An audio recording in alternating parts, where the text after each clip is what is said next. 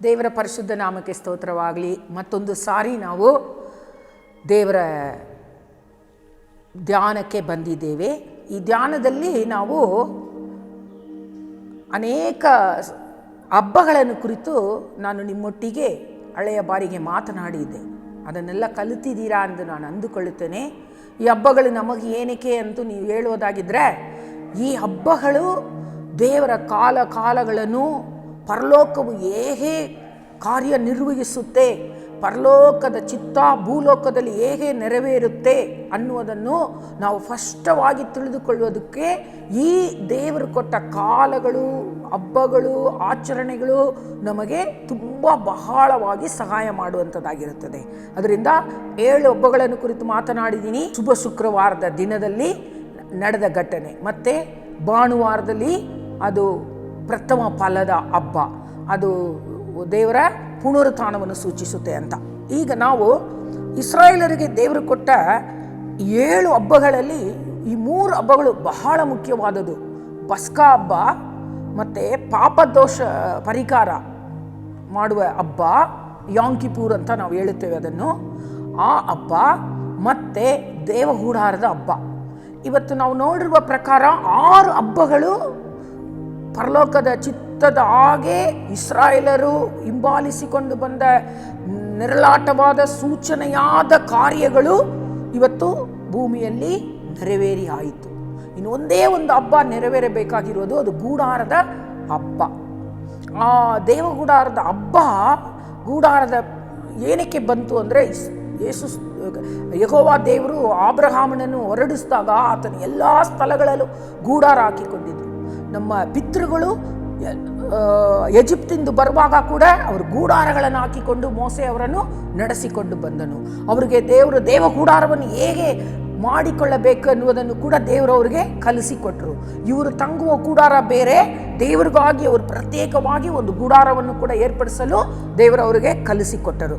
ಅದರ ನಂತರ ಈ ಗೂಡಾರದ ದಿನಗಳು ಮುಗಿಸಿದ ಮೇಲೆ ಅವರು ಕಾನಾನ್ ದೇಶ ಪ್ರವೇಶ ಮಾಡಿದಾಗ ಒಂದು ಆಲಯವನ್ನು ಕಟ್ಟುವುದಕ್ಕೆ ಹೇಳಿದರು. ಈ ಗೂಡಾರದ ಅದರ ಸ್ಟ್ರಕ್ಚರ್ ಹೇಗೆ ಇರಬೇಕಂತ ಹೇಳಿದ್ರು, ಅದೇ ರೀತಿಯಲ್ಲಿ ಆಲಯವನ್ನು ಕೂಡ ಕಟ್ಟುವುದಕ್ಕೆ ದೇವರು ಹೇಳಿದರು. ದಾವೀದು ಅವರ ಮಗನಾದ ಸಾಲೋಮೋನನ್ನು ಅದನ್ನು ಕಟ್ಟಿದ್ದನ್ನು ನಾವು ನೋಡುತ್ತೇವೆ.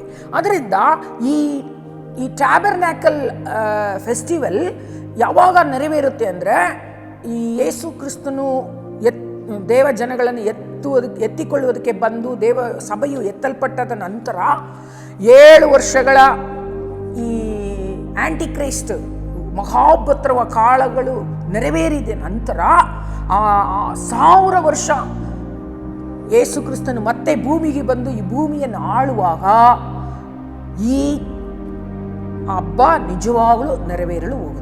ಈ ಹಬ್ಬವನ್ನು ನೀವು ಸರಿಯಾಗಿ ಅರ್ಥ ಮಾಡಿಕೊಳ್ಳಬೇಕು. ಇರುವ ಎಲ್ಲ ಹಬ್ಬಗಳಲ್ಲೂ ತುಂಬ ಬಹಳ ಸಂತೋಷ, ಸಂಭ್ರಮ, ಆನಂದ, ಕುತೂಹಲ ಇಂದ ತುಂಬಿರುವ ಹಬ್ಬ ಈ ಗೂಡಾರ ಹಬ್ಬ ಅಂತ ಹೇಳ್ತೀವಿ. ಏನಕ್ಕೆ ಅಂದರೆ, ಅದು ಕೊನೆಯ ಹಬ್ಬ. ಎಲ್ಲ ತೀರಿದ ಮೇಲೆ ಆದಾಮನು, ಬಿದ್ದು ಹೋದ ಆದಾಮನನ್ನು ನೂತನಪಡಿಸಿ ಸಂಹಾರ ಮಾಡಬೇಕಾಗಿದ್ದ ಎಲ್ಲವನ್ನೂ ದೇವರು ಭೂಮಿಯಲ್ಲಿ ಇವತ್ತು ಕೂಡ ಸಂಹಾರ ಆಗಿದೆ ಆತ್ಮಿಕ ಯುಗದಲ್ಲಿ. ಆದರೆ ಈ ಭೂಮಿಯಲ್ಲಿ ಕೆಲವು ಕಾಲಗಳು, ಕೃಪೆಯ ಕಾಲ ನೆರವೇರುವವರೆಗೂ ಸೈತಾನು ಪೂರ್ಣವಾಗಿ ಸಂಪೂರ್ಣವಾಗುವುದಿಲ್ಲ. ಅದರಿಂದ ಅದು ಪೂರ್ಣವಾಗಿ ನಾವು ಕಂಡುಕೊಳ್ಳಲು ಸಾಧ್ಯವಾಗುತ್ತಾ ಇಲ್ಲ. ಆದರೆ ಆತ್ಮೀಯ ಯುಗದಲ್ಲಿ ಅದನ್ನು ಪೂರ್ಣವಾಗಿ ನಾವು ಅನುಭವಿಸುವವರಾಗಿ ಇರುತ್ತೇವೆ. ಅದಕ್ಕೆ ಆತ್ಮದಲ್ಲಿ, ಸತ್ಯದಲ್ಲಿ ನಾವು ಹುಟ್ಟಿದವರು ಅಂತ ನಮ್ಮನ್ನು ಹೇಳಿಕೊಳ್ಳುತ್ತೇವೆ. ಅದರಿಂದ ಈ ಅಬ್ರಹಾಮನು ಕೂಡ ಇದನ್ನು ಆಚರಿಸಿದಾಗೆ ಚರಿತ್ರೆಯಲ್ಲಿ ನೋಡುತ್ತೇವೆ. ಬೈಬಲಲ್ಲಿ ನನಗೆ ಆಧಾರಗಳು ಸಿಕ್ಕಿರಲಿಲ್ಲ. ಆದರೆ ಆತನು ಕೂಡ ಏನು ಮಾಡ್ತಿದ್ದಂತೆ, ವರ್ಷದಲ್ಲಿ ಆ ಸಮಯ ಬಂದಾಗ ಅರಣ್ಯಕ್ಕೆ ಎಲ್ಲರನ್ನು ಕರೆದುಕೊಂಡು ಹೋಗಿ, ನಮ್ಮ ಪಿತೃಗಳು ಯಾಕೋಬ, ಈಸಾಕ ಅವರೆಲ್ಲರೂ ಕೂಡ ಈ ಹಬ್ಬವನ್ನು ಮಾಡಿದ್ದಾರೆ. ಅರಣ್ಯದಲ್ಲಿ 1 ವಾರ ಕಾಲಗಳು ಹೋಗಿ ಅಲ್ಲಿ ಗುಡಾರ ಹಾಕಿಕೊಂಡು ಅಲ್ಲಿ ಅವರು ಕೂಡ ಇದನ್ನು ಆಚರಣೆ ಮಾಡಿದನ್ನು ನಾವು ಚರಿತ್ರದಲ್ಲಿ ನೋಡುತ್ತೇವೆ. ಆದರೆ ಇಸ್ರಾಯೇಲರು ಕಾನಾನ್ ದೇಶ ಪ್ರವೇಶ ಮಾಡಿದ ಮೇಲೆ ಅವರಿಗೆ ದೇವರು ಈ ಹಬ್ಬಗಳನ್ನು ಕೊಡುವಾಗ ಈ 7ನೇ ಹಬ್ಬವನ್ನು ಅವರು ತುಂಬ ಸಂಭ್ರಮದಿಂದ ಮಾಡುತ್ತಾರೆ. ಅವ್ರ ಮನೆಗಳ ಎಲ್ಲ ಮುಚ್ಚಿಬಿಡುತ್ತಾರೆ. ಪ್ರಯಾಣಕ್ಕೆ ಹೋಗುವಾಗ ಏನೇನು ಅವರು ಸೇಕರಿಸಿಕೊಳ್ಳಬೇಕು, ಏನೇನು ಬೇಕಾಗುತ್ತೆ. ಇವಾಗ ನಾವು ಪ್ರಯಾಣ ಪಡುವುದಾಗಿದ್ದರೆ ಹೇಗೆ ನಾವು ಬಾಕ್ಸ್ಗಳಲ್ಲಿ ಒಳ್ಳೆ ಬ್ಯಾಗ್ಗಳಲ್ಲಿ ಪ್ಯಾಕ್ ಮಾಡ್ಕೊಂಡು ಹೋಗ್ತೀವಿ, ಅದೇ ರೀತಿಯಾಗಿ ಅವರು ಆ 1 ವಾರ ಕಾಲಕ್ಕೆ ಬೇಕಾಗಿದ್ದನ್ನು ಅವರು ತೆಗೆದುಕೊಂಡು ಹೋಗಿ 10ನೆಯ ದಿನ ಈ ಹಬ್ಬ ಮುಗಿದ ನಂತರ 11ನೆಯ ದಿನ ದಾರಿಯಿಂದ 15ನೆಯ ದಾರಿಯವರೆಗೂ ಈ ಹಬ್ಬವನ್ನು ಅವರು ಆಚರಿಸುವರು. ಅರಣ್ಯದಲ್ಲಿ ಹೋಗಿ ಇದ್ದುಕೊಂಡು ಕೆಲವರುಗಳು ಶಾಪ್ ಹಾಕ್ಕೊಳ್ತಾರೆ, ಅಂಗಡಿಗಳೆಲ್ಲ ಹಾಕಿಕೊಂಡು ತುಂಬ ನೋಡೋಕ್ಕೆ ತುಂಬ ಚೆನ್ನಾಗಿರುತ್ತೆ. ಸಂಭ್ರಮವಾಗಿ, ಆನಂದವಾಗಿ, ಉಲ್ಲಾಸವಾಗಿ ಅವರು ಅದನ್ನು ಆಚರಿಸುವವರಾಗಿರುತ್ತಾರೆ. ಹಲ್ಲೆಲೂಯಾ. ಅದರಿಂದ ನಾವು ಇವತ್ತು ನೋಡ ಹೋಗುವ ಹಬ್ಬ ಯಾವುದು ಅಂದರೆ ಈ ಪಾವ ಪರಿಹಾರ. ಅಂದರೆ ಅನೇಕ ಬಲಿಗಳಿದೆ. ಬಲಿ, ಸರ್ವಾಂಗ ಹೋಮ, ದೋಷ ಪರಿಹಾರ ಯಜ್ಞ, ಅದಂತೆ ನಾನು ಇವತ್ತು ಹೆಚ್ಚಾಗಿ ಮಾತನಾಡಲು ಹೋಗುತ್ತೇನೆ. ಪ್ರಾಯಚಿತ್ತ ಯಜ್ಞ, ಧಾನ್ಯ ನೈವೇದ್ಯ, ಬಾನದ್ರವ್ಯ ಅರ್ಪಣೆ, ಸಮಾಧಾನ ಯಜ್ಞೆ, ಸ್ತುತಿಯ ಯಜ್ಞೆ, ಬಸ್ಕ ಯಜ್ಞೆ. ಈ ರೀತಿ ಅನೇಕ ಯಜ್ಞಗಳು ಉಂಟು ಇಸ್ರಾಯೇಲರಿಗೆ. ಪ್ರತಿ ದಿನವೂ ಅವರು ದೇವಾಲಯದಲ್ಲಿ ಬೆಂಕಿ ಆರಿಸಲ್ಪಡಂಗಿಲ್ಲ, ನೈವೇದ್ಯಗಳನ್ನು ಅವರು ಹಾಕುತ್ತಾ ಆಚರಿಸಬೇಕಾಗಿತ್ತು. ಹಲ್ಲೆಲೂಯಾ. ಅದರಿಂದ ಈಗ ನಾವು ನೋಡಲು ಹೋಗುವಾಗ ಇದನ್ನು ಯಾವ ರೀತಿ ಅವರು ಆಚರಿಸಿದ್ರು ಅದನ್ನು ನಾವು ನೋಡೋಣ. ನಾನು ಹೇಳಿದೆ, ಮೊದಲನೆಯ ತಿಂಗಳು ಈ ಬಸ್ಕ ಹಬ್ಬ. 6 ತಿಂಗಳು, ಫಸ್ಟ್ 6 ತಿಂಗಳು ಒಂದು ಬಾಹ. ಆ 6 ತಿಂಗಳಲ್ಲಿ ಹಿಂಗಾರು ಸುರಿಸುವ ಸಮಯ. ಅದನ್ನು ಆ ಕಾಲಗಳಲ್ಲಿ ಇವರು 4 ಹಬ್ಬ ನಾನು ಹೇಳಿದ್ದೀನಿ. ಈಗ ತುತ್ತೂರಿಯ ಹಬ್ಬವನ್ನು ಕೂಡ ನಾನು ನಿಮಗೆ ಹೇಳಿಕೊಟ್ಟಿದ್ದೀನಿ. ಈಗ ತುತ್ತೂರಿಯ ಹಬ್ಬ ಇವಾಗ ಎತ್ತಲ್ಪಡಬೇಕು. ನಾವು ಆ ಸಂದರ್ಭದಲ್ಲಿ ನಾವು ಇವಾಗ ಇದ್ದೀವಿ. ಆದರೆ ಈ ಯಜ್ಞ ಪಸ್ಕ ಅಂದರೆ ಅದು ಯಾವುದು? ದಾಟಿ ಹೋಗೋದು. ಅವರ ಮನೆಯ ಮೇಲೆ ಒಂದು ಬಸ್ಕ ಕುರಿಯನ್ನು ಪ್ರತಿಯೊಬ್ಬರು ತಮ್ಮ ಮನೆಗೆ ಆರಿಸಿಕೊಂಡು ಆ ಕುರಿಯನ್ನು ಒಡೆದು ಅದರ ರಕ್ತವನ್ನು ಬಾಗಿಲಲ್ಲಿ ಹಾಕಿದಾಗ ಈಜಿಪ್ತಿಂದ ಹೊರಡುವಾಗ ಅವರ ಮೇಲೆ ಆ ರಕ್ತದ ಗುರುತಿತ್ತು. ನಾವು ಕೂಡ ಯೇಸು ಕ್ರಿಸ್ತನ ಬಳಿ ಬಂದಾಗ, ರಕ್ಷಿಸಲ್ಪಟ್ಟಾಗ ನಮ್ಮ ಮೇಲೆ ಆ ರಕ್ತದ ಗುರುತು ಹಾಕಲ್ಪಟ್ಟಿರುತ್ತದೆ. ಆದರೆ ಪಾಪ ಮುಚ್ಚಲ್ಪಡಬೇಕು. ನಮ್ಮ ಪಾಪಗಳು ಏನಾಗಬೇಕು? ಮುಚ್ಚಲ್ಪಡಬೇಕು. ಈ ಪಾಪಗಳನ್ನು ಮುಚ್ಚುವುದು, ಇದನ್ನೇ ಯಾಂಗಿಪೋರ್ ಅಂದರೆ ಪಾಸ್ ಓವರ್ ಅಂದರೆ ದಾಟಿ ಹೋಗುವುದು. ಯಾಂಗಿಪೂರ್ ಅಂದರೆ ಮುಚ್ಚುವುದು, ಪಾಪವನ್ನು ಮುಚ್ಚಿಬಿಡುವುದು. ಅಂದರೆ ನಾವು ನೋಡ್ತೀವಿ ಆದಿಕಾಂಡ 3:21 ಎರಡನೆಯದಾಗಿ ಆದಿಕಾಂಡ 6:14 ನಾವು ನೋಡುತ್ತೇವೆ. ಯೆಹೋವ ದೇವರು ಚರ್ಮದ ಅಂಗಿಗಳನ್ನು ಮಾಡಿ ತೊಡಿಸಿದ್ರು, ಅಂದರೆ ನಿರ್ವಾಣವನ್ನು ಮುಚ್ಚಿದ್ರು. ತುರಾಯಿ ಮರದಿಂದ ನಾವೆಯನ್ನು ಮಾಡಿ ಒಳಕ್ಕೂ ಹೊರಕ್ಕೂ ರಾಳವನ್ನು ಹಚ್ಚು, ಅಂದರೆ ಮುಚ್ಚುವುದು. ಅದನ್ನು ಯಾವುದನ್ನು ನಾವೇ ಮುಚ್ಚಿಲ್ಲ, ಆದರೆ ರಾಳದಿಂದ ಅದು ಮುಚ್ಚದೆ ಹೋಗಿದ್ದಿದ್ರೆ ನೀರು ಒಳಗಡೆ ಬರ್ತಿತ್ತು. ಆ ಲೋಕ, ಈ ನೀರು ಲೋಕಕ್ಕೆ ಸೂಚನೆಯಾಗಿದೆ. ಒಬ್ಬ ವ್ಯಕ್ತಿಯ ಒಳಗಡೆ ಲೋಕ ಬರಬಾರ್ದಂದ್ರೆ ನಾವು ಅದಕ್ಕೆ ಆಡುತ್ತೇವೆ, ರಕ್ತ ಕೋಟೆಯಲ್ಲಿಗೆ ನಾ ತಂಗಿರುವೆ ಅಂತ. ನಾವು ಆ ರಕ್ತದ ಕೋಟೆಯ ಒಳಗೆ ದೇವರು ನಮ್ಮನ್ನು ಇಟ್ಟಿರುವುದನ್ನು ಅದು ಸೂಚಿಸುವುದಾಗಿರುತ್ತದೆ. ಹಲ್ಲೆಲೂಯಾ. ಅದರ ನಂತರ ಯಾರ್ಯಾರು ತಮ್ಮನ್ನು ಯೇಸುವಿನ ರಕ್ತದ ಬಲದಲ್ಲಿ ತಮ್ಮನ್ನು ಅಡಗಿಸಿಕೊಂಡಿರ್ತಾರೋ ಅವರನ್ನು ಯಾವ ಪಾಪವು ಮುಟ್ಟಲು, ಈ ಲೋಕದ ಯಾವ ಕಾರ್ಯಗಳು ಅವರನ್ನು ಮುಟ್ಟಲು ಸಾಧ್ಯವಾಗುವುದಿಲ್ಲ. ಹಲ್ಲೆಲೂಯಾ. ಅದರ ನಂತರ ವಿಮೋಚನಕಾಂಡ 25 10-11 ವಾಕ್ಯದಲ್ಲಿ ನಾವು ನೋಡುತ್ತೇವೆ, ಜಾಲಿ ಮರದಿಂದ ಒಂದು ಮಂಜೂಸವನ್ನು ಮಾಡಿ ಸೊಕ್ಕ ಬಂಗಾರದ ತಗಡುಗಳನ್ನು ಅದರ ಹೊರಗಡೆಯೂ ಒಳಗಡೆಯೂ ಒದಿಸಬೇಕು, ಅಂದರೆ ಮುಚ್ಚಬೇಕು. ದೇವಾಲಯದಲ್ಲೂ ಕೂಡ ಇದೇ ರೀತಿ ದೇವರು ಅನೇಕ ಕಾರ್ಯಗಳನ್ನು ಅವ್ರಿಗೆ ಹೇಳಿದರು. ಅದರ ಅರ್ಥ ಏನು ಅಂದರೆ ಪಾಪ ಮುಚ್ಚಲ್ಪಡುವುದಕ್ಕಾಗಿ. ಹಲ್ಲೆಲೂಯಾ. ಅದರಿಂದ ಇವತ್ತು ನಾವು ನೋಡುತ್ತೇವೆ, ಪ್ರತಿ ದೇಹಿಗೂ ರಕ್ತವೇ ಪ್ರಾಣಾಧಾರವು. ಇದನ್ನು ಯಾಜಕ ಕಾಂಡ 17ನೇ ಅಧ್ಯಾಯದಲ್ಲಿ ನೀವು ಸ್ಪಷ್ಟವಾಗಿ ಓದಿ ನೋಡಿ ಗೊತ್ತಾಗುತ್ತೆ. ರಕ್ತವು ಪ್ರಾಣಾಧಾರವಾಗಿ ಇರುವ ಕಾರಣ ಅದರಿಂದ ದೋಷ ಪರಿಹಾರವಾಗುತ್ತಷ್ಟೇ. ಅಂಥ ರಕ್ತವನ್ನು ನೀವು ಯಜ್ಞವೇದಿಕೆ ಎರಚಿ ನಿಮಗೋಸ್ಕರ ದೋಷ ಪರಿಹಾರ ಮಾಡಿಕೊಳ್ಳಬೇಕೆಂದು ನಿಮಗೆ ಅನುಗ್ರಹ ಮಾಡಿದ್ದೇನೆ. ಆದ ಕಾರಣ ರಕ್ತವನ್ನು ನಾವು ಸೇವಿಸಕೂಡದು ಅಂತ ಬೈಬಲ್ ನಮಗೆ ಬಹಳವಾಗಿ ತಿಳಿಸುತ್ತೆ. ನೀವು ರಕ್ಷಣೆಗೆ ಬರುವ ಮೊದಲು ಈ ತಾನಾಗಿ ಸತ್ತಿರುವುದು ಅಲ್ಲ, ರಕ್ತ ಕಟ್ಟಿ ಸತ್ತಿರುವ ಯಾವ ಪ್ರಾಣಿಗಳನ್ನು ನೀವು ಸೇವಿಸಿರಬಹುದು. ಆದರೆ ಈ ಸತ್ಯವನ್ನು ನಾವು ತಿಳಿದುಕೊಳ್ಳಬೇಕು. ನಾವು ತಿಳಿಯದೆ ಪಾಪ ಮಾಡಿದ್ರೆ ಅದರ ಪಾಪದ ಪ್ರಭಾವವು ನಮ್ಮ ಮೇಲೆ ಬಂದೇ ಬರುತ್ತೆ. ಯಾಕೆಂದರೆ ವೈರಿಯಾಗಿಯ ಸೈತಾನು ದೂರು ಹೇಳುವವನಾಗಿರ್ತಾನೆ. ದೇವರ ಸಮ್ಮುಖಕ್ಕೆ ಆ ದೂರುಗಳನ್ನು ತೆಗೆದುಕೊಂಡು ಹೋಗಿ ನಿಮ್ಮ ಮೇಲೆ ಹತೋಟಿ ತೆಗೆದುಕೊಳ್ಳುತ್ತಾನೆ. ಆದ ಕಾರಣ ಈ ನಿಯಮಗಳಿಗೆ ನಾವು ಒಳಪಟ್ಟವರಾಗಿ ಇರಬೇಕು. ಹಲ್ಲೆಲೂಯಾ. ಅದರಿಂದ ನಾವು ತಾನಾಗಿ ಸತ್ತ ಯಾವುದನ್ನು ತಿನ್ನಂಗಿಲ್ಲ. ಈ ದಿನದಲ್ಲಿ, ಈ ಪಾಪದೋಷ ಪರಿಹಾರ ದಿನ ಇಸ್ರಾಯೇಲರಿಗೆ ತುಂಬ ಮಹಾಪರಿಶುದ್ಧವಾದ ಒಂದು ದಿನ ಅದು. ಮತ್ತು ಅದು ಅವ್ರಿಗೆ ತುಂಬ ಗಂಭೀರವಾದ ದಿನವೂ ಕೂಡ ಅದು. ಹಲ್ಲೆಲೂಯಾ.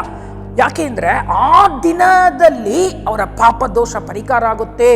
ದೇವರ ಬಳಿಗೆ ಮೊದಲು ಆದಾಮ್ ಹೊರಗಡೆ ಏದೇನು ತೋಟದಿಂದ ಬಂದ ಮೇಲೆ ಪ್ರಸನ್ನತೆಯು ಅವನು ಅನುಭವಿಸಲು ಆಗ್ತಾ ಇರಲಿಲ್ಲ. ಆದರೆ ಯಾವಾಗ ದೇವರು ಅವ್ರಿಗೆ ಈ ದೇವಗುಡಾರ ಮಂಜೂಸು ಕೊಟ್ಟಾಗ ದೇವರ ಪ್ರಸನ್ನತೆ ಇಳಿದು ಬರುತ್ತಿತ್ತು ದೇವ ಜನಗಳ ಮಧ್ಯದಲ್ಲಿ. ಈಗ ದೇವಗುಡಾರದಲ್ಲಿ ಈ ರೀತಿಯ ಆಚಾರ ವಿಚಾರಗಳನ್ನು ದೇವರ ನಿಯಮಕ್ಕೆ ಒಳಪಟ್ಟವರು ಮಾಡಿದಾಗ ಅವರು ದೇವರ ಪ್ರಸನ್ನತೆಯನ್ನು ಕಂಡರು ಅಂತ ನಾವು ಹಳೆಯ ಒಡಂಬಡಿಕೆಯಲ್ಲಿ ಅನೇಕ ಸಾರಿ, ಕೆಲವು ಸಮಯ ಯಾಜಕರು ಸೇವೆಯನ್ನು ನಡೆಸಕೂಡದಷ್ಟು ದೇವರ ಮಹಿಮೆ, ಶಕ್ತಿನೋ ಮಹಿಮೆ ಇಳಿದು ಬಂದಿತ್ತು ಅಂತೆಲ್ಲ ನಾವು ನೋಡುತ್ತೇವೆ. ಹಾಗೆ ದೇವ ಜನಗಳು ದೇವರ ಪ್ರಸನ್ನತೆಯನ್ನು ಈಗ ಅವರು ಅನುಭವಿಸುವುದಕ್ಕಾಗಿ ದೇವರು ಪ್ರತ್ಯೇಕವಾದ ಒಂದು ಸ್ಥಳ, ಪ್ರತ್ಯೇಕವಾದ ಜನಾಂಗ, ಪ್ರತ್ಯೇಕವಾದ ಒಂದು ಸಮಯವನ್ನು ನಿಯಮವಾಗಿ ಕೊಟ್ಟರು. ನಾವು ಇವತ್ತು ಲಾಕ್ಡೌನ್ ನಾವು ಮಾಡುತ್ತಾ ಇಲ್ಲ, ಅದರ ಕುರಿತ ನೋವು ನಮಗೆ ಇರಬೇಕು. ಅದು ದೇವರ ಆಜ್ಞೆ. ಏನಕ್ಕೆ ಇವತ್ತು ನಾವು ಹೀಗೆ ಆಗಿರುವುದಂದರೆ ಕ್ರೈಸ್ತರಲ್ಲಿ ಇರುವ ಪಾಪನೇ. ನಾವೆಲ್ಲ ಇವಾಗ ಮನ ತಿರುಗಿ ಸಮರ್ಪಣೆ ಮಾಡಿ ದೇವರ ಬಳಿ ಬೇಡಿಕೊಂಡಾಗ ನಮ್ಮ ದೇಶಕ್ಕೆ ಖಂಡಿತವಾಗಿ ದೇವರು ಕ್ಷೇಮವನ್ನು ಕೊಡುತ್ತಾರೆ. ಆದರೆ ಇವತ್ತು ಕ್ರೈಸ್ತರು ತಮ್ಮ ಪಾಪವನ್ನು ತಿಳಿಯಲಾರದೆ, ಭಾವಿಸಿಕೊಳ್ಳಲಾರದೆ ಅನ್ಯರ ನಿಮಿತ್ತ ಇದು ಬಂತು ಅಂತ ಹೇಳ್ತಾರೆ. ನಾನು ಕೂಡ ತೀರ್ಮಾನವಾಗಿ ಹೇಳಲ್ಲ, ಆದರೆ ನಾನು ನಂಬುತ್ತೇನೆ ಯಾರು ದೇವರ ವಿರುದ್ಧವಾಗಿ ಕಾರ್ಯ ಮಾಡಿದ್ರೋ ಆ ದೇವ ಜನಗಳಿಗೆ ಇದು ಒಂದು ಎಚ್ಚರಿಕೆಯ ಗಂಟೆ. ಅವರು ಮನ ತಿರುಗುವುದಕ್ಕೆ ಒಂದು ಒಳ್ಳೆಯ ಸಮಯ. ಯಾಕೆಂದರೆ ಇಸ್ರಾಯೇಲರಲ್ಲಿ ಅವರು ಯಾವಾಗ ಮುಚ್ಚಲ್ಪಟ್ಟಿದ್ರು, ಅವರು ಅನ್ಯ ದೇವರುಗಳನ್ನು ಪೂಜಿಸುತ್ತಾ ಅನ್ಯರಿಗಾಗಿ ಈಜಿಪ್ತಲ್ಲಿ ಅವರು ಜೀವಿಸುತ್ತಿರುವಾಗ ಆ ದೇವರುಗಳ ಮೇಲೆ ದೇವರು ಹೊಡೆತ ಕೊಟ್ಟರು. 10 ದೇವತೆಗಳ ಮೇಲೆ ಒಡೆದು 10 ದೇವರುಗಳು ಅಲ್ಲ ಎಂದು ದೇವರು ಅವರಿಗೆ ಗೋಚರಪಡಿಸಿ, ನಾನು ಒಬ್ಬನೇ ದೇವರು, ಯಾವ ಮೂರ್ತಿಗಳು ಮಾಡಬೇಡ, ನನ್ನನ್ನೇ ನೀವು ಆರಾಧಿಸಬೇಕು ಎಂದು ದೇವರು ಅವರಿಗೆ ಆಜ್ಞೆ ಕೊಟ್ಟರು. ಆಗ ಅವರು ಮನ ತಿರುಗಿದರು. ಹಲ್ಲೆಲೂಯಾ. ಮನ ತಿರುಗದವರು ಅರಣ್ಯದಲ್ಲಿ ನಾಶವಾದರು, ಗುಣಗುಟ್ಟಿ ದೇವರಿಗೆ ವಿರೋಧ ಮಾಡಿ. ಅದರಿಂದ ಇವತ್ತು ನಾವು ಮನ ತಿರುಗುವವರಾಗಿ ಇರಬೇಕಾಗಿದೆ. ಹಲ್ಲೆಲೂಯಾ. ಆದ ಕಾರಣ ಇಲ್ಲಿ ನಾವು ನೋಡುತ್ತೇವೆ, ಈ ದಿನ ಅವರಿಗೆ ಬಹಳ ಮುಖ್ಯವಾದ ದಿನ. ಆ ದಿನ ಅವರು ದೇವರ ಹತ್ತಿರಕ್ಕೆ ಸೆಳೆಯಲ್ಪಡುವ ದಿನ, ದೇವರ ಪ್ರಸನ್ನತೆಯನ್ನು ಅವರು ಅನುಭವಿಸುವ ದಿನ. ಹಲ್ಲೆಲೂಯಾ. ಅದರಿಂದ ನಾವು ಅವರ ಸಂಬಂಧ ಒಟ್ಟುಗೂಡಿಸಲ್ಪಡುವ ಸಮಯ ದೇವರೊಟ್ಟಿಗೆ. ಅದು ನಮಗೂ ಕೂಡ ಇವತ್ತು ಅದು ಕ್ರಿಸ್ತನ ಮುಖಾಂತರ ದೇವರ ಸಮ್ಮುಖಕ್ಕೆ ಹೋಗುವುದಾಗಲಿ, ದೇವರ ಅನ್ಯೋನ್ಯತೆಯಾಗಲಿ ನಾವು ಪಡೆದುಕೊಳ್ಳುವುದಕ್ಕೆ ಕ್ರಿಸ್ತ ಯೇಸು ಸಿಲುಬೆಯಲ್ಲಿ ಮಾಡಿರುವ ಕಾರ್ಯಗಳಿಂದ ನಮಗೆ ಉದಾರವಾಗಿ ಸಿಕ್ಕಿರುವುದು. ಹಲ್ಲೆಲೂಯಾ. ಅದರಿಂದ ನಮ್ಮಂಥ ಆಶೀರ್ವದಿಸಲ್ಪಟ್ಟ ಜನಾಂಗ ಯಾರೂ ಇಲ್ಲ. ಬೇರೆ ಯಾವ ಹಬ್ಬವೂ ಈ ಕಾರ್ಯವನ್ನು ನೆರವೇರಿಸಿರಲಿಲ್ಲ. ಈ ಹಬ್ಬದಲ್ಲಿ ಎಲ್ಲ ಬಲಿಯ ಕಾರ್ಯಗಳು ಕೊನೆಯಾಗಿತ್ತು. ಹಲ್ಲೆಲೂಯಾ. ಮತ್ತೆ ದೇವರು ಕೊಟ್ಟ ಮತ್ತೊಂದು ಮುಖ್ಯವಾದ ಆಜ್ಞೆ, 7 ದಿನದಲ್ಲಿ ಅವರು ಒಂದು ದಿನ ವಿಶ್ರಾಂತಿಯ ದಿನ. ಎಲ್ಲ ಕಡೆಯ ದಿನ ನಾವು ಇವತ್ತದ್ದು ಯೇಸು ಕ್ರಿಸ್ತನು ಪುನರುತ್ಥಾನ ಆದ ಮೇಲೆ ಮೊದಲನೆಯ ವಾರದ ಮೊದಲನೆಯ ದಿನ ವಿಶ್ರಾಂತಿಯ ದಿನ. ಇವತ್ತು ಅನೇಕರು ಭಾನುವಾರದ ಆರಾಧನೆಗಳನ್ನು ಅಸಟ್ಟೆ ಮಾಡಿರುವ ಕಾರಣ ಇವತ್ತು ಈ ಪರಿಸ್ಥಿತಿಗೆ ನಾವು ಬಂದಿರುವುದು. ಹಲ್ಲೆಲೂಯಾ. ಆದರೆ ದೇವರ ಆಜ್ಞೆ, ದೇವ ಜನಗಳಾದ ನಾವು ದಾನಿಯೇಲ್ ಹಾಗೆ ಏನೇ ಬಂದರೆ ಕೂಡ ಸಿಂಹದ ಗೆಬಿಯಾಗಲಿ ಅಲ್ಲ,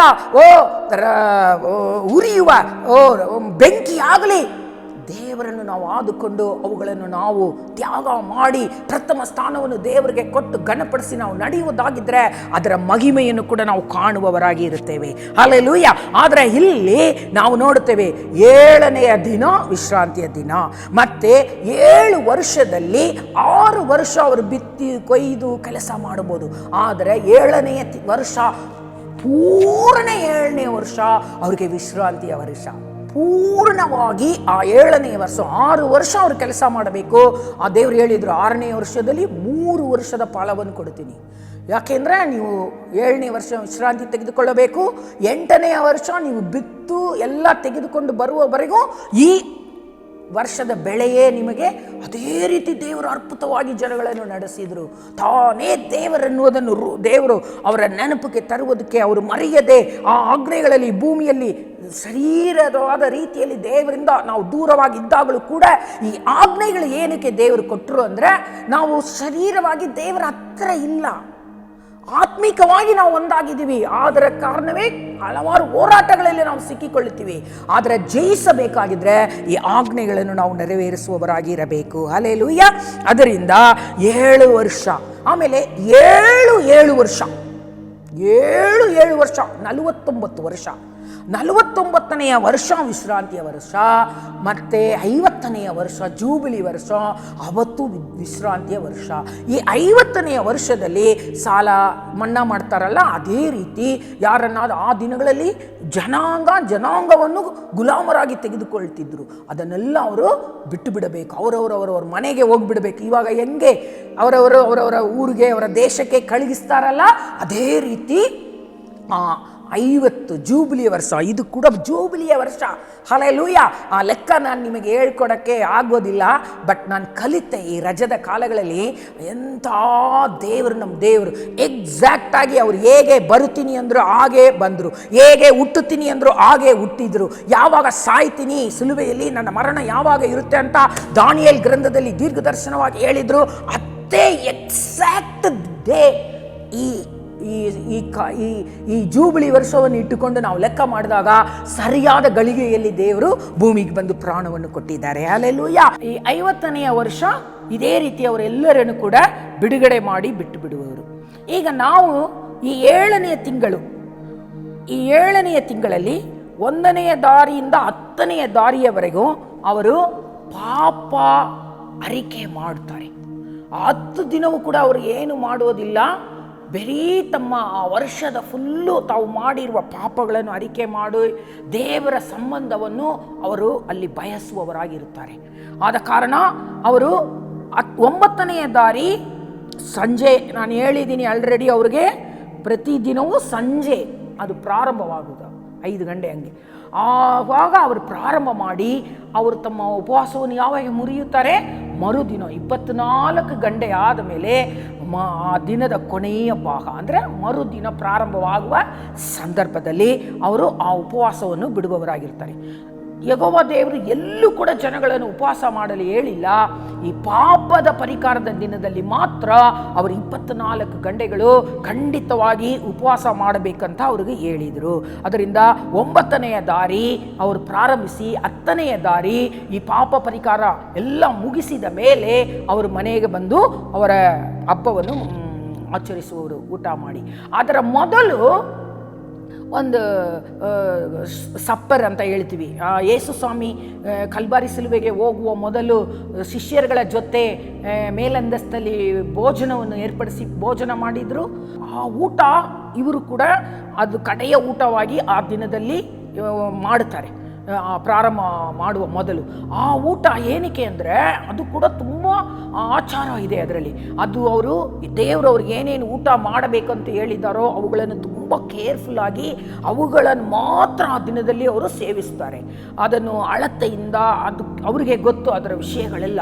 ಆಗ ಅವರು ಏನು ಮಾಡ್ತಾರೆ ಅಂದರೆ ವರ್ಷದಲ್ಲಿ ಏನಾದರೂ ತಪ್ಪಾಗಿ ಊಟ ಮಾಡಿದರೆ, ದೇವರಿಗೆ ವಿರುದ್ಧವಾದ ಕಾರ್ಯಗಳು ಏನಾದರೂ ಅವರಲ್ಲಿ ಸೇವಿಸಿದ್ದಿದ್ರೆ, ದೇಹದಲ್ಲಿ ಅದರ ಪ್ರಭಾವ ಇರುವುದಾಗಿದ್ದರೆ ಇದು ಹೋಗಿ ಮುರಿಯುತ್ತೆ ಅದನ್ನು ಅನ್ನುವ ರೂಪದಲ್ಲಿ ಅದನ್ನು ಸೇವಿಸಿ ಅದಕ್ಕಾಗಿ ಸಿದ್ಧಗೊಂಡು ಪ್ರಾರ್ಥಿಸಿ ಅದನ್ನು ಕೊನೆಯ ಬಾರಿಗೆ ಆ ಒಂದು ಮಾಡಿಕೊಂಡು ಮತ್ತೆ 24 ಗಂಟೆ ಆ ಉಪವಾಸವನ್ನು ಅವರು ನಡೆಸುತ್ತಾರೆ. ಹಲ್ಲೆಲೂಯಾ. ಆದರೆ ಇವಾಗ ನೀವು ಲೆವಿಟಿಕ್ಸ್ ಯಾಜಕ ಕಾಂಡ 19:3, ವಿಮೋಚನ ಕಾಂಡ 16:27 ನೀವು ನೋಡಬಹುದು ಸಬ್ಬತ್ ದಿನಗಳನ್ನು ಕುರಿತು.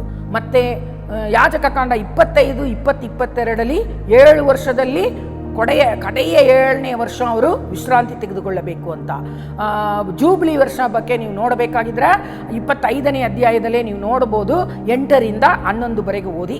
ಆದರೆ ನೀವು ಆ ಅಧ್ಯಾಯಗಳನ್ನೆಲ್ಲ ಪೂರ್ಣವಾಗಿ ಹೋಗಿದ್ದರೆ ನೀವು ಇನ್ನೂ ಚೆನ್ನಾಗಿ ಅರ್ಥವಾಗುತ್ತೆ. ಅದರಿಂದ ಈ ದೋಷ ಪರಿಹಾರ ಯಜ್ಞಾಚಾರವು ಆ ದಿನದಲ್ಲಿ 10ನೇ ದಾರಿಗೆ ನಡೆಯುವುದು. ಹಲ್ಲೆಲೂಯಾ.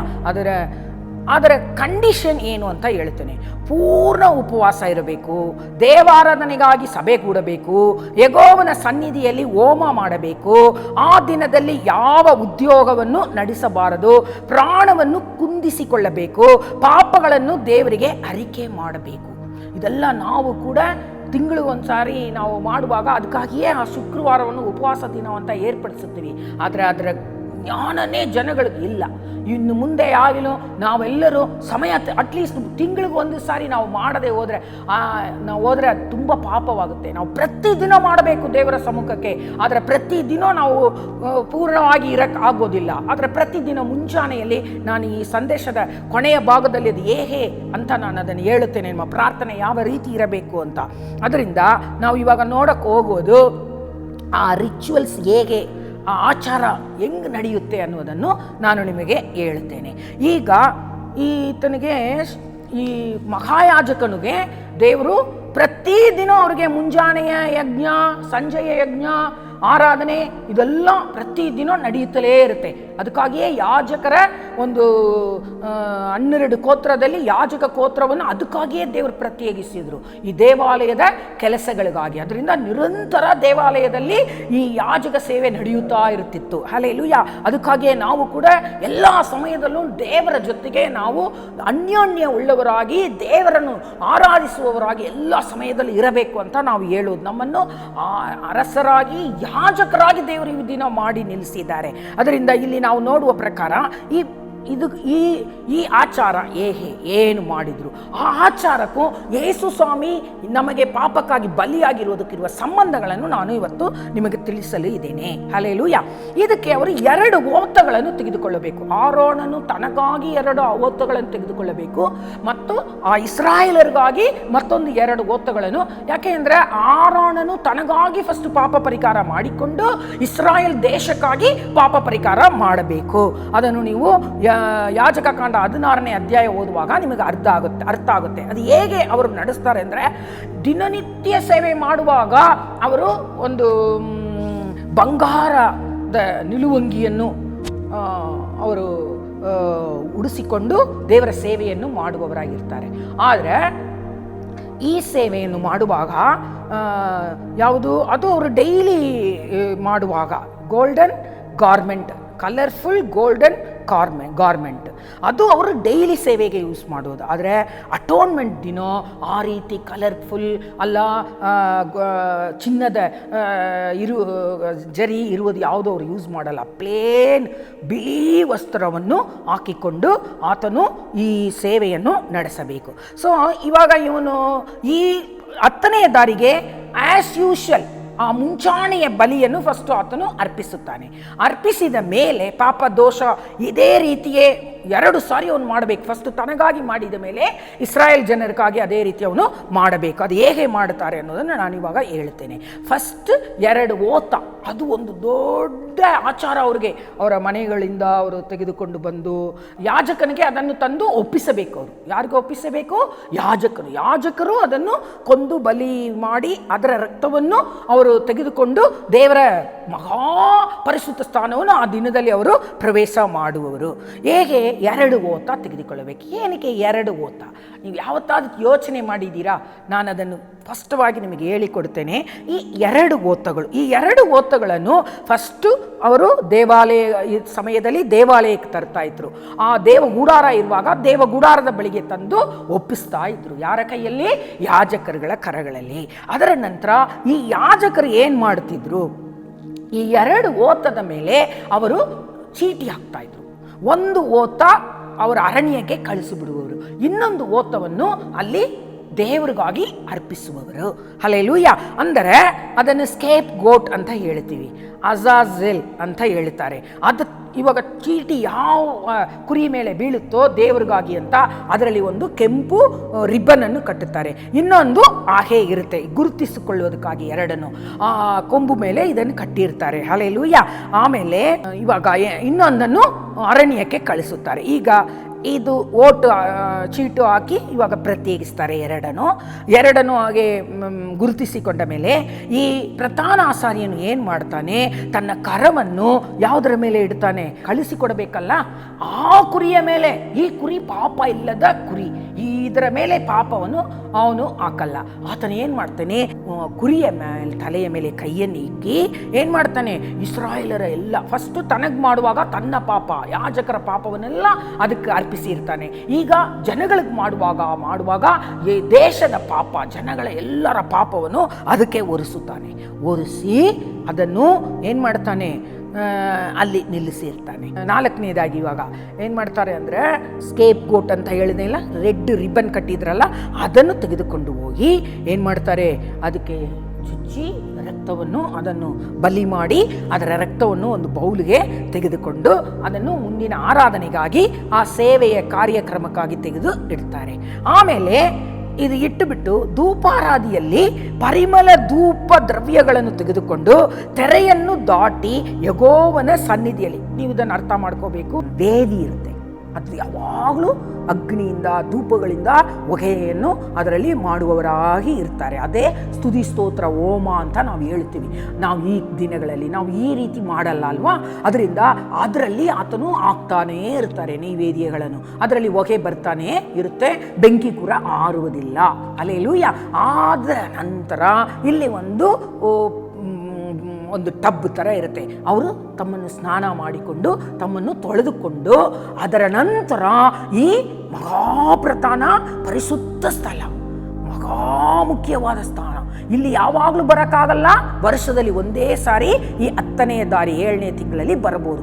ಆವಾಗ ಆಸಾರಿಯನು ಯಾಜಕನು ಬೇರೆ ದಿನ ಅಲ್ಲ, ಇಲ್ಲಿವರೆಗೆ ಬಂದು ತನ್ನ ಯಾಜಕ ಸೇವೆಯನ್ನು ಮಾಡಿ ಇಲ್ಲಿ ಲ್ಯಾಂಪ್ 7 ಲ್ಯಾಂಪ್ ಸ್ಟ್ಯಾಂಡ್ ಇರುತ್ತೆ, ಮೇಜೆ, ರೊಟ್ಟಿ ಇದೆಲ್ಲ ಇಡುವ ಮೇಜೆ ಈ 2ನೇ ಪರಿಶುದ್ಧ ಸ್ಥಾನದಲ್ಲಿ ಇರುತ್ತೆ.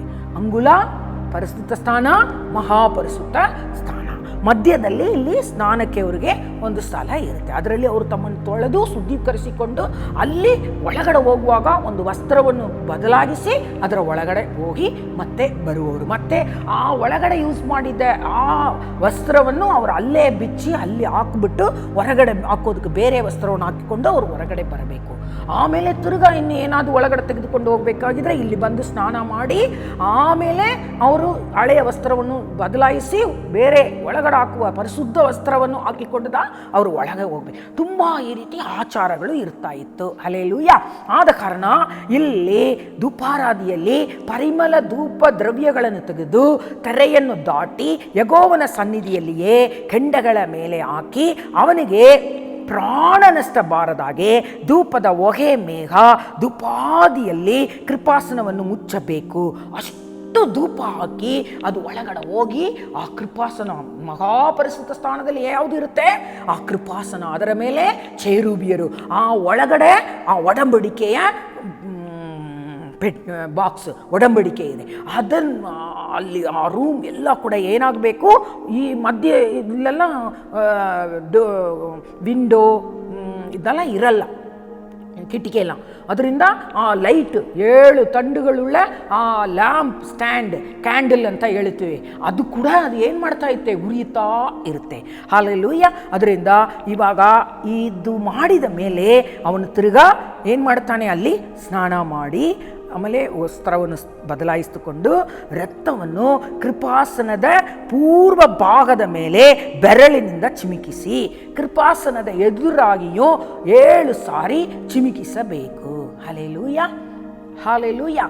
ಅದರಿಂದ ಮತ್ತೆ ತಿರುಗಾ ಆತನು ಹೊರಗೆ ಬಂದು ಆತನು ಮತ್ತೆ ರಕ್ತ ತೆಗೆದುಕೊಂಡು ಹೋಗುವಾಗ ಯೆಹೋವನ ಸನ್ನಿಧಿಯಲ್ಲಿರುವ ಯಜ್ಞವೇದಿಯ ಬಳಿಗೆ ಹೋಗಿ ಅದಕ್ಕಾಗಿ ದೋಷ ಪರಿಹಾರ ಮಾಡಬೇಕು. ರಕ್ತವನ್ನು ವೇದಿಯ ಕೊಂಬುಗಳಿಗೆ ಸುತ್ತಲೂ ಹಚ್ಚಬೇಕು. ಅದರ ಮೇಲೆ 7 ಸಾರಿ ಚಿಮುಕಿಸಬೇಕು. ಮಹಾಪರಿಶುದ್ಧ ಸ್ಥಾನ, ದೇವದರ್ಶನದ ಗುಡಾರ, ವೇದಿ ಇವುಗಳಿಗೋಸ್ಕರ ದೋಷ ಪರಿಹಾರ ಮಾಡಿ ಮುಗಿಸಿದ ಮೇಲೆ ಸಜೀವವಾದ ಓತವನ್ನು ಧರಿಸಿ ಅದರ ತಲೆ ಮೇಲೆ 2 ಕೈಗಳನ್ನು ಇಟ್ಟು ಇಸ್ರಾಯೇಲ್ಯರ ಎಲ್ಲ ಪಾಪಗಳನ್ನು, ದ್ರೋಹಗಳನ್ನು, ಅಪರಾಧಗಳನ್ನು ಯೆಹೋವನಿಗೆ ಅರಿಕೆ ಮಾಡಿ ಆ ಓತದ ತಲೆಯ ಮೇಲೆ ಉರಿಸಿ ಅದನ್ನು ಅರಣ್ಯಕ್ಕೆ ಕಳಿಸೋದಕ್ಕೊಬ್ಬ ಯಾಜಕ ಇರ್ತಾನೆ. ಹೊರಗೆ ಬಂದು ಅವರ ಕೈಯಲ್ಲಿ ಅದನ್ನು ಕಳಗಿಸ್ತಾನೆ. ಅರ್ಥ ಮಾಡ್ಕೊಳ್ಳಿ.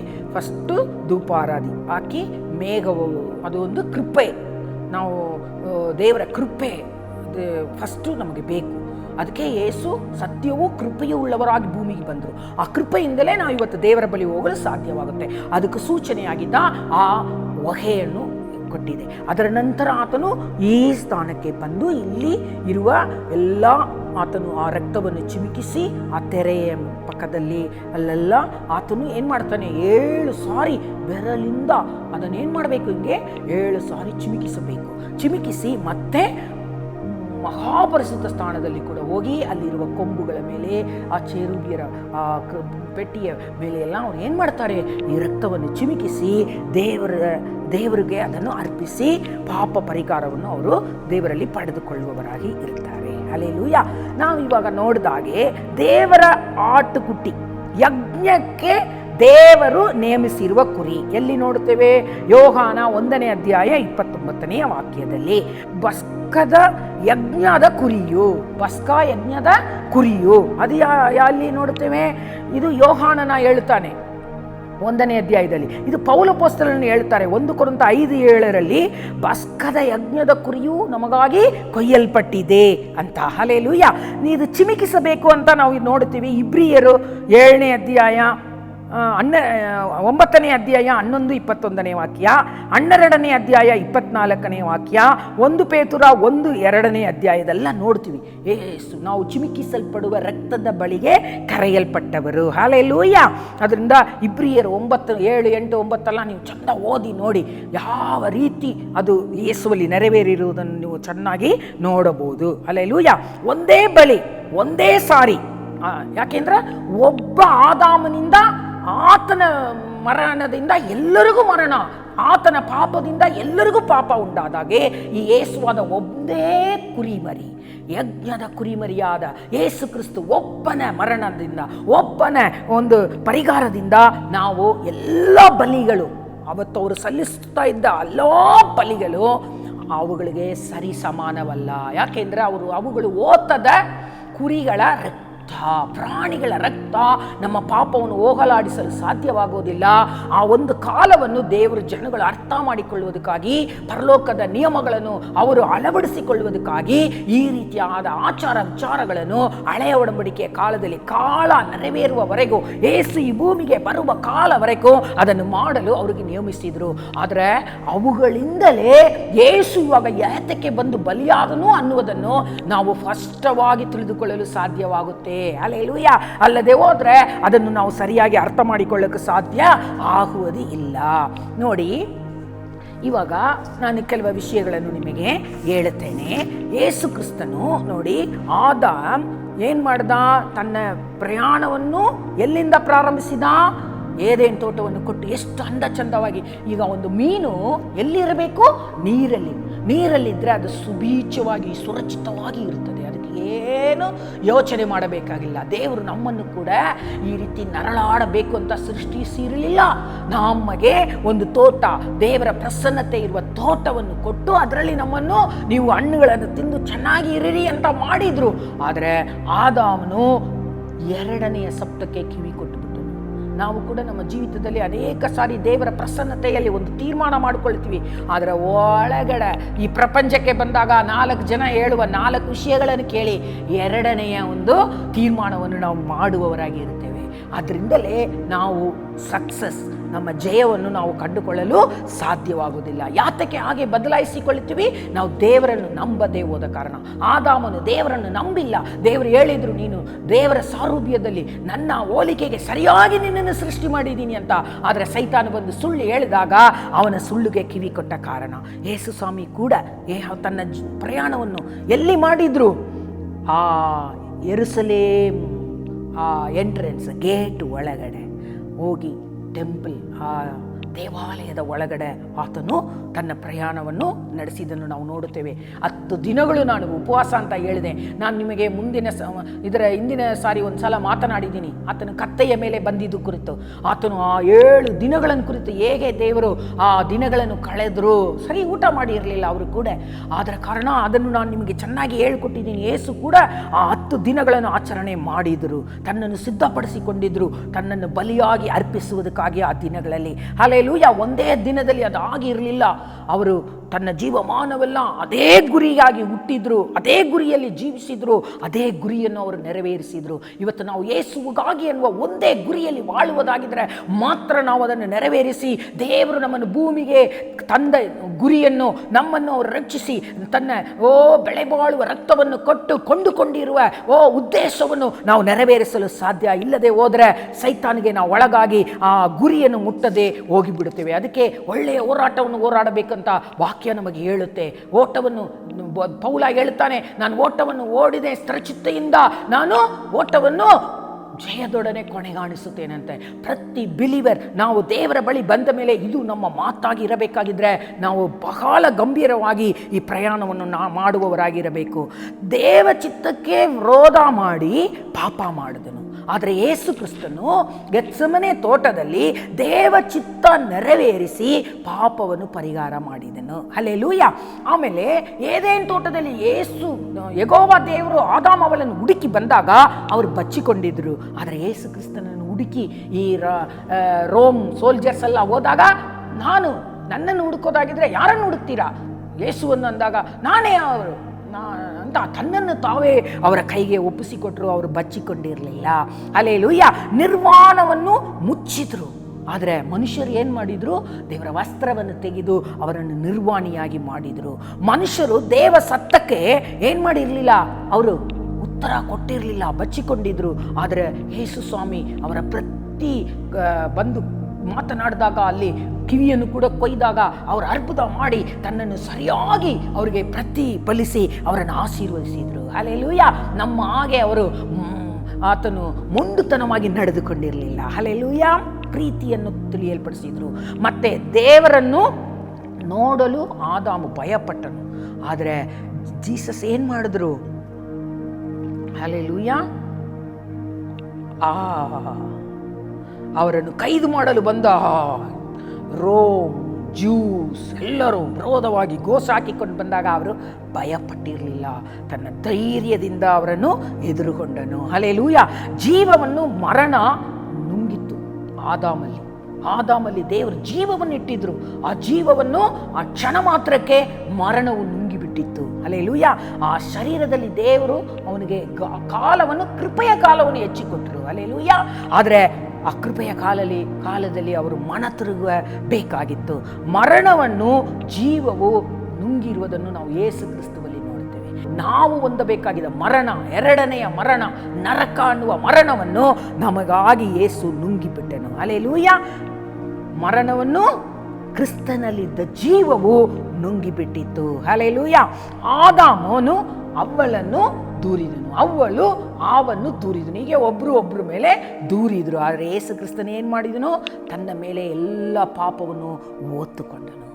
ಯೆಶಾಯ 53ನೇ ಅಧ್ಯಾಯದಲ್ಲಿ ಎಲ್ಲ ನೀವು ಓದಿ ನೋಡಬೇಕು.